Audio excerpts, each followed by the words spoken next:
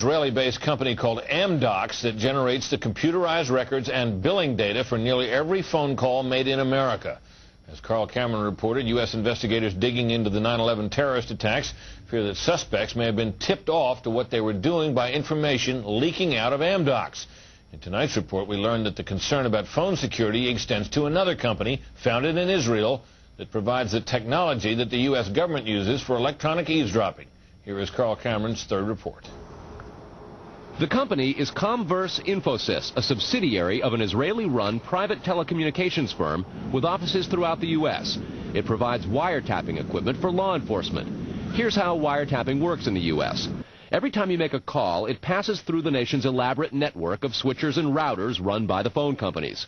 Custom computers and software made by companies like Comverse are tied into that network to intercept, record, and store the wiretapped calls, and at the same time transmit them to investigators. The manufacturers have continuing access to the computers so they can service them and keep them free of glitches.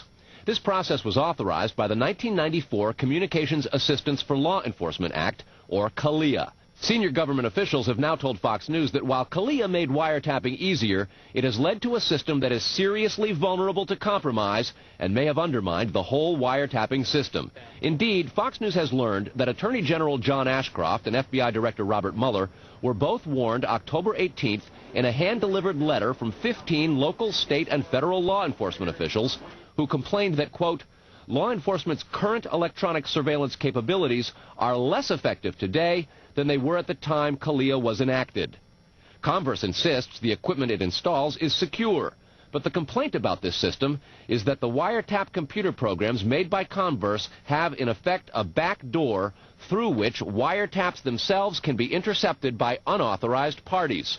Adding to the suspicions is the fact that in Israel, Comverse works closely with the Israeli government and under special programs gets reimbursed for up to 50% of its research and development costs by the Israeli Ministry of Industry and Trade.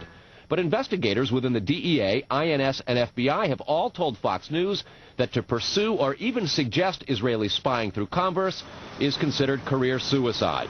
And sources say that while various FBI inquiries into Comverse have been conducted over the years, they've been halted before the actual equipment has ever been thoroughly tested for leaks. A 1999 FCC document indicates several government agencies expressed deep concerns that too many unauthorized, non-law enforcement personnel can access the wiretap system. And the FBI's own nondescript office in Chantilly, Virginia, that actually oversees the CALEA wiretapping program, is among the most agitated about the threat.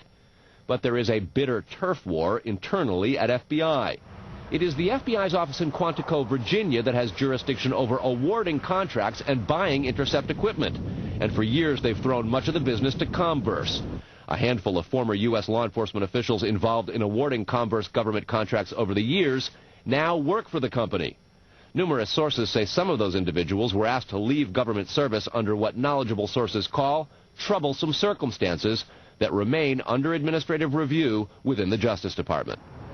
And what troubles investigators most, particularly in New York in the counterterrorism investigation of the World Trade Center attack, is that on a number of cases, suspects that they had sought to wiretap and surveil immediately changed their telecommunications processes. They started acting much differently as soon as those supposedly secret wiretaps went into place. Brett? Carl, is there any reason to suspect in this instance that the Israeli government is involved? No, there's not, but there are growing instincts and an awful lot of law enforcement officials in a variety of agencies who suspect that and have begun compiling evidence and a highly classified investigation into precisely that possibility. Brett? All right, Carl, thanks very much.